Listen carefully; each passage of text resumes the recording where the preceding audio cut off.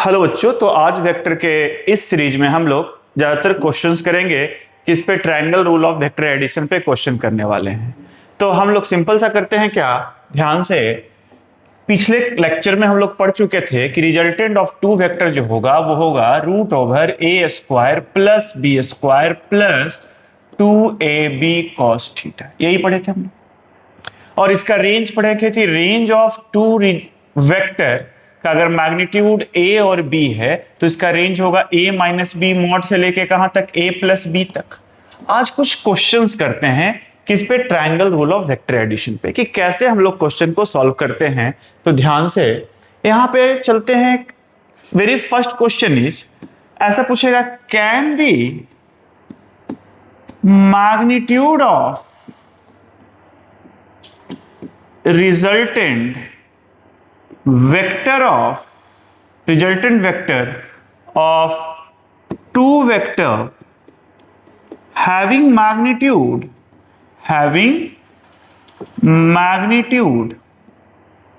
let's say a का magnitude दिया हुआ है 5 यूनिट एंड b का मैग्नीट्यूड दिया हुआ है 4 यूनिट। b क्या क्या हो सकता है, लेट्स से ऐसा दे 2 यूनिट, B मान लेते हैं दे 4 यूनिट, C दे मान लेते हैं 8 यूनिट, D दे 9 unit, E 1 unit, E 14 unit, ऐसा कुछ। जब भी ऐसा सवाल हो तो सबसे पहले क्या करेंगे, रेंज कैलकुलेट करेंगे। तो रेंज कहां से कहां लाई करता है बच्चा, रेंज लाई करता है a माइनस बी के मॉड से कहां तक, a plus B, a plus B तक लाई करेगा। ध्यान से, तो a की जगह पे कितना है, 5 है, और b की जगह पे 4 है। तो हम लोग यहां लिखेंगे तो 5 माइनस 4 r, और यहां क्या हो जाएगा बच्चा, 5 प्लस 4।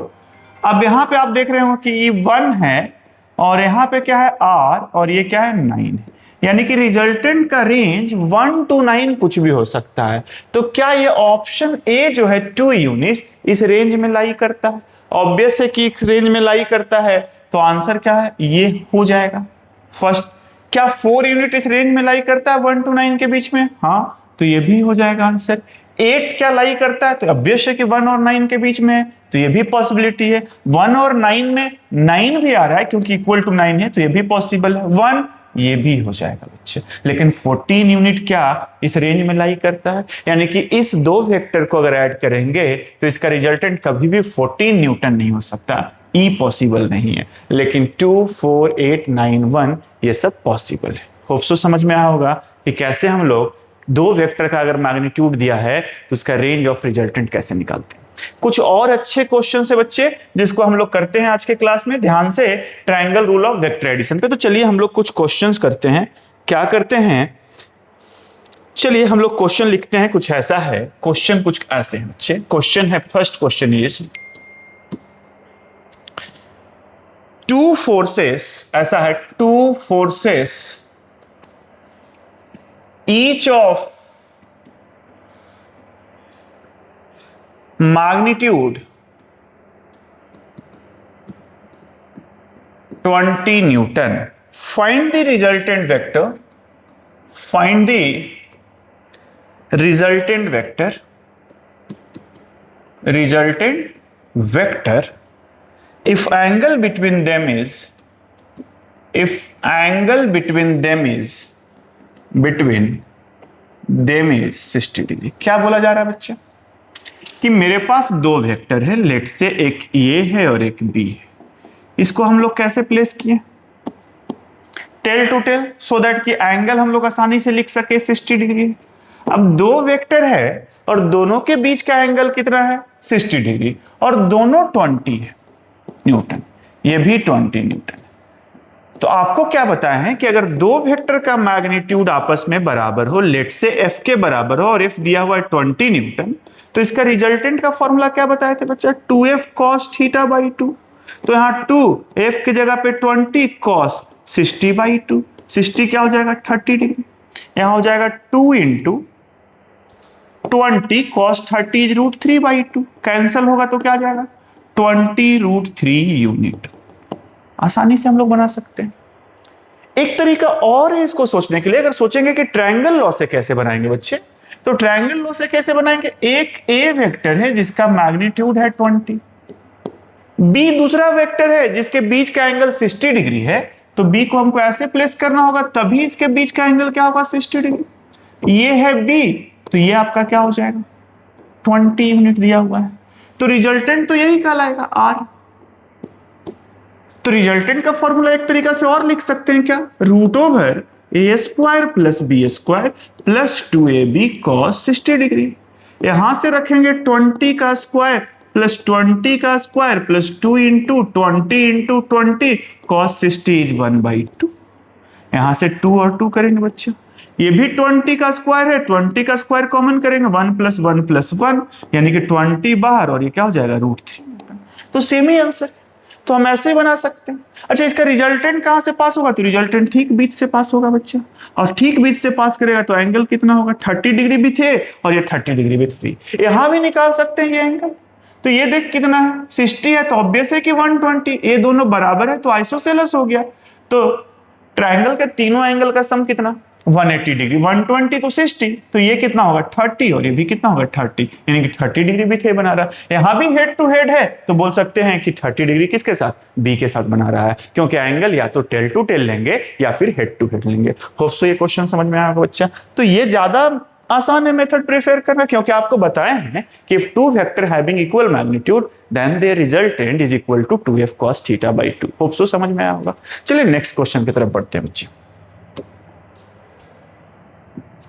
क्वेश्चन कुछ ऐसा है कि ए एंड बी, अच्छा क्वेश्चन है ये भी, A and B are two vectors, A and B are two vectors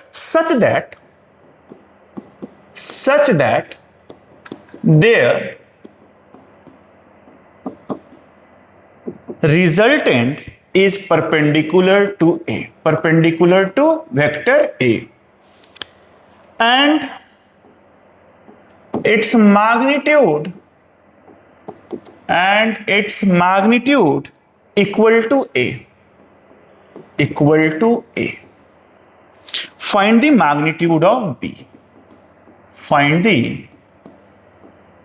magnitude of B vector. ध्यान से क्वेश्चन पढ़ते हैं क्या। जब भी वेक्टर का क्वेश्चन हो तो ट्राई करना है कि वेक्टर के ज्योमेट्री से सॉल्व करें, यानी कि वेक्टर डायग्राम बना ले, या तो ट्रायंगल रूल पे बना लेते हैं या तो पैरेललोग्राम, लेकिन फिलहाल अभी पैरेललोग्राम लोग पढ़े नहीं है तो हम ट्रायंगल रूल पे सोचते हैं। ए और बी दो वेक्टर है such that their resultant is perpendicular to a. तो सबसे पहले क्या करें कि एक ए वेक्टर बना लेते हैं, और आपको क्या बताए थे ट्रायंगल रूल में कि अगर एक ए वेक्टर है, ए के हेड पे बी का टेल रखते हैं तो रिजल्टेंट टेल टू टेल और हेड टू हेड ज्वाइन होगा।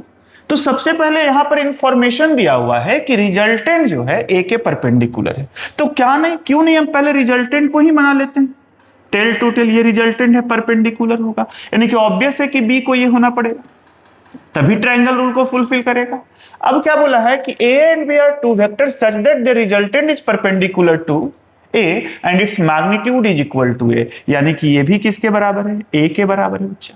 Find the magnitude of B, तो अल्टीमेटली देख रहे हैं कि अगर राइट एंगल ट्रायंगल है तो ये तो हाइपोटेनस है, तो हाइपोटेनस है तो आसानी से बना सकते हैं, कैसे, root over a square plus A square क्या हो जाएगा √2a², यहां से बाहर करेंगे तो √2a। देखिए कि ज्योमेट्री से हम आसानी से बना चुके हैं, हम चाहे तो इसको फॉर्मूला से भी बना सकते हैं, लेकिन ऑब्वियस है कि वो टाइम टेकिंग होगा, तो सबसे अच्छा है कि ज्योमेट्री से सॉल्व करते हैं। अगर ज्योमेट्री से सॉल्व नहीं हो रहा है सवाल, तब हम लोग कहां पे शिफ्ट करेंगे, नॉर्मल फॉर्मूला पे शिफ्ट करेंगे, अदरवाइज कोशिश करेंगे कि उसको ज्योमेट्री से सॉल्व करें। होप सो समझ में आएगा बच्चा। चलिए फिर से क्वेश्चंस लेते हैं, क्या है ऐसा कुछ question.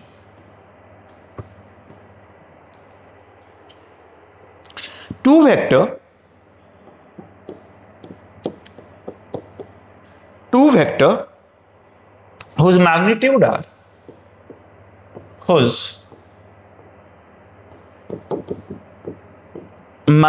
are in the ratio 3:5 give a resultant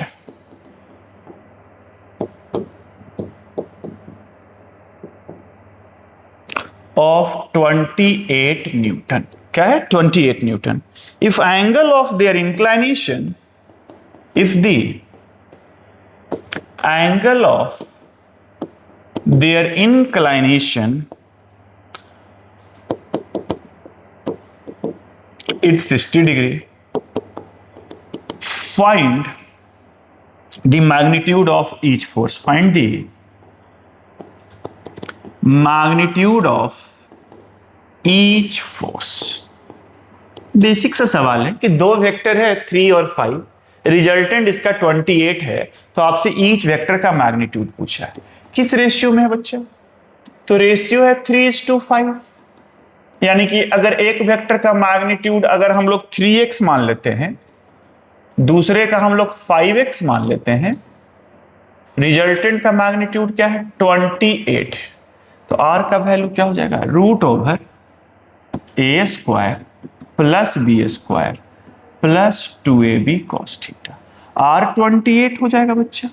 यहां पर देखा जाए तो क्या हो जाएगा? 3x का स्क्वायर प्लस b है 5x का square plus 3x into 5x और cos कितना वैल्यू दिया हुआ देख लेते हैं। इंक्लाइनेशन है 60 डिग्री, तो यहां पे हम लोग क्या रखेंगे? 60 degree cos 60 degree.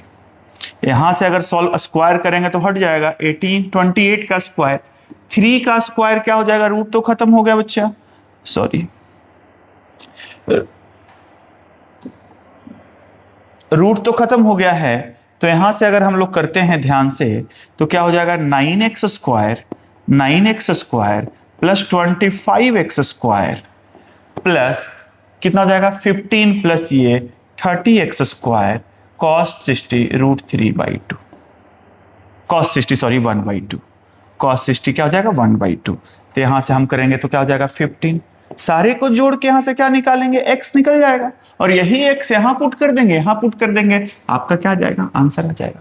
Hope so समझ रहे होंगे कि x यहां से कैलकुलेट करेंगे और यहां पे रख देंगे तो आपका आंसर आ जाएगा। ठीक है, नेक्स्ट क्वेश्चन चलते हैं। क्या है नेक्स्ट क्वेश्चन? कि the resultant of two vector, question कुछ ऐसा है बच्चा कि the resultant of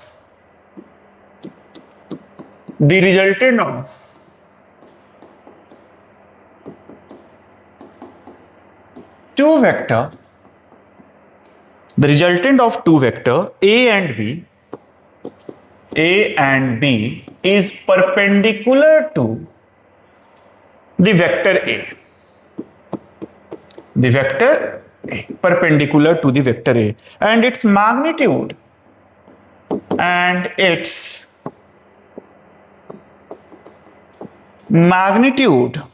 is equal to half of the magnitude of vector B. Find out the angle between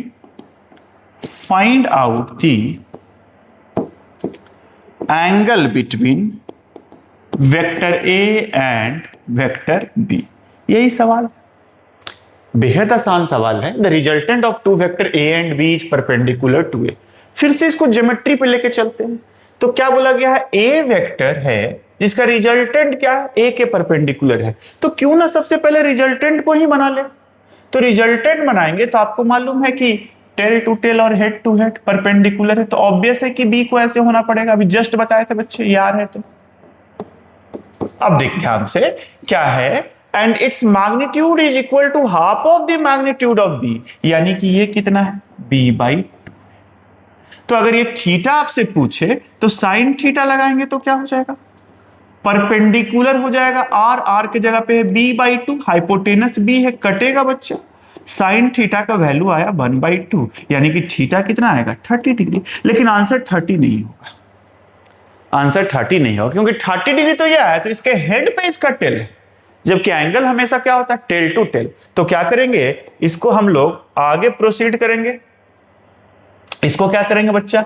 आगे प्रोसीड करेंगे तो ये एंगल होगा, ये 30 है तो ये 180 माइनस 30 होगा, तो ऑब्वियस है कितना हो जाएगा? 150 डिग्री आंसर होगा।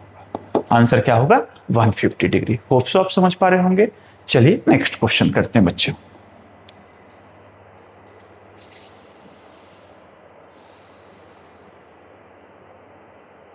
क्वेश्चन कुछ ऐसा है, the maximum and minimum numerical value of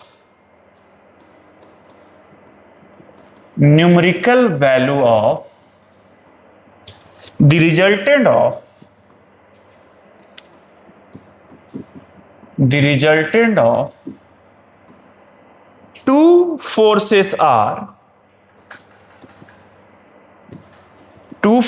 are 16 Newton and 4 Newton. Calculate numerical value of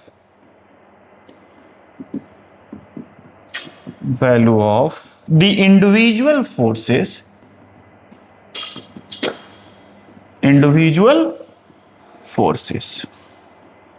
देख ध्यान से, न्यूमेरिकल वैल्यू कहने का मतलब मैग्नीट्यूड बात किया, the maximum and minimum value 16।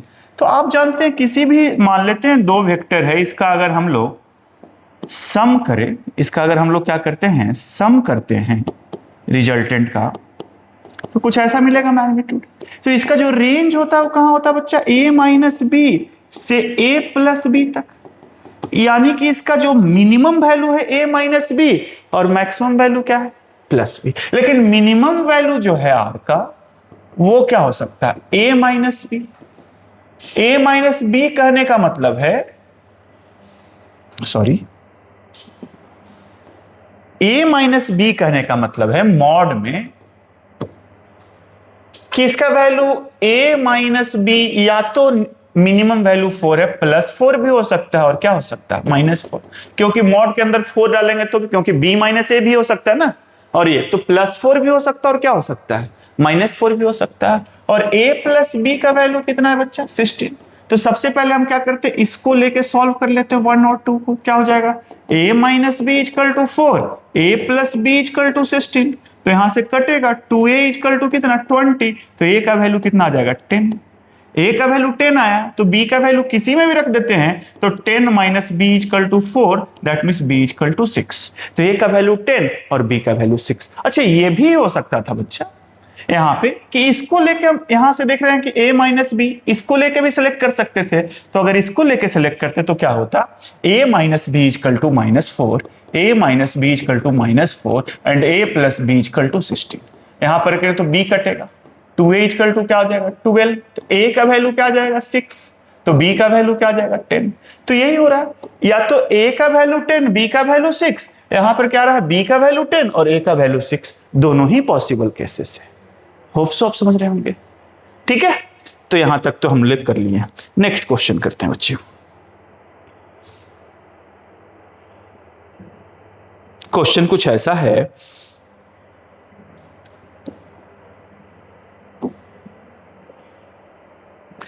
कि 3 फोर्सेस, क्वेश्चन कुछ ऐसा है, 3 forces 4 Newton, 6 Newton and 8 Newton can their resultant be equal to 0? यही सवाल है। अब जब भी ऐसा क्वेश्चन हो बच्चे, तो एक चीज का ध्यान रखेंगे, इसके पीछे पहले कॉन्सेप्ट पढ़ते हैं। दो वेक्टर का सम कब 0 होगा, ये तो हम टाइप्स ऑफ वेक्टर में पढ़ा चुके हैं। जब दो वेक्टर अपोजिट वेक्टर होंगे तब उसका सम 0 होगा।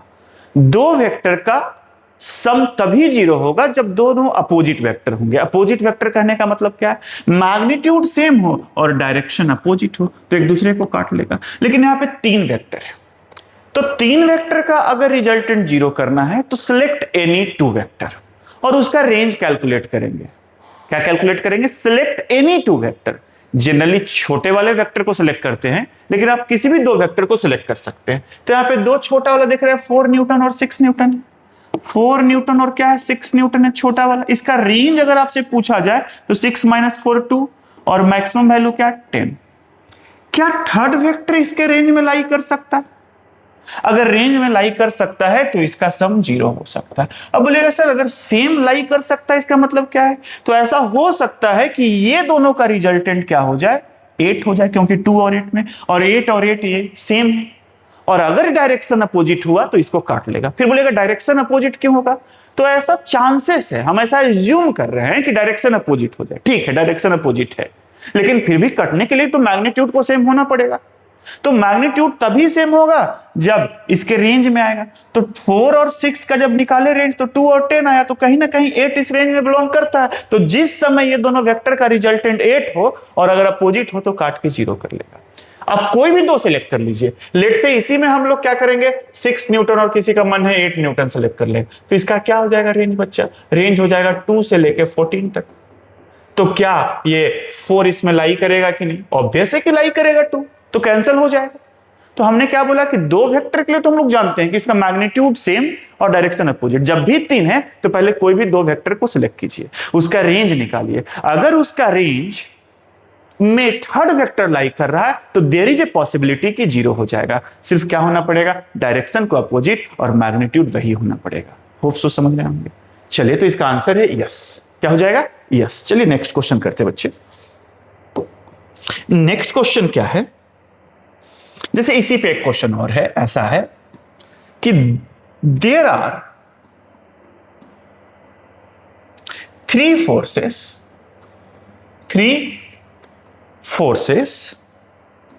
4 Newton, 5 Newton and 10 Newton.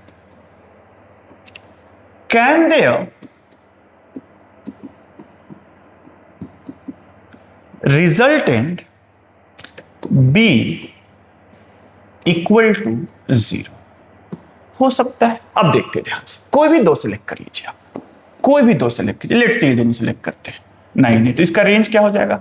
5 - 4 1, 5 + 4 9, ये है कितना? 10। तो ठीक है, डायरेक्शन अपोजिट हो भी गया, लेकिन 10 तो कभी नहीं होगा, तो मैग्नीट्यूड तो कभी इक्वल हो ही नहीं सकता, क्योंकि इसका रिजल्टेंट कभी भी 10 के इक्विवेलेंट होगा ही नहीं। तो डायरेक्शन अगर अपोजिट भी हो जाए तो उससे क्या फायदा है? रिजल्टेंट 0 नहीं हो सकता है। तो होप सो आप समझ गए होंगे कि इसका आंसर होगा नो, नेवर। कोई भी दो सिलेक्ट कीजिए, आपका मन है ये दोनों सिलेक्ट कर लीजिए। क्या हो जाएगा रेंज बट्टा? 10 और 5 का, 5 to कहां पे? 15।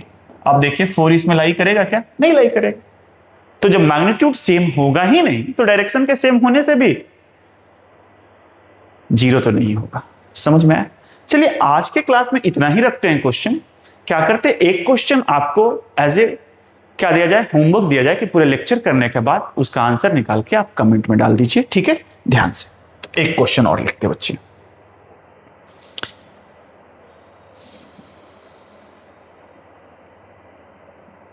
क्वेश्चन कुछ ऐसा है कि the sum of the magnitude of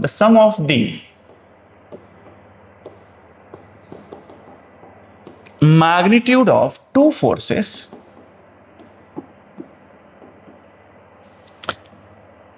acting at a point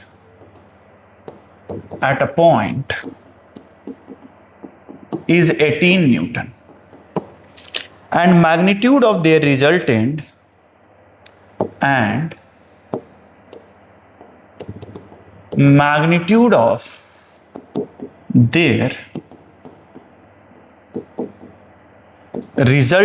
is 12. If the resultant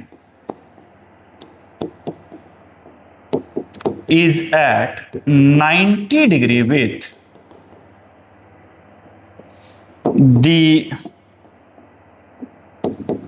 a smaller magnitude,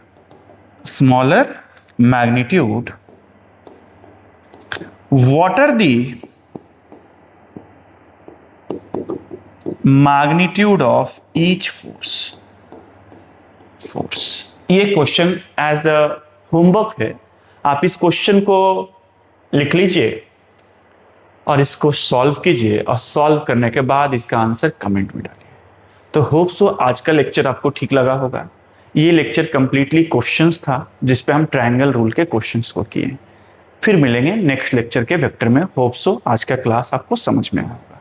अगर किसी भी टाइप का कोई प्रॉब्लम है तो आप कमेंट में पूछ सकते हैं। थैंक यू सो मच बच्चे।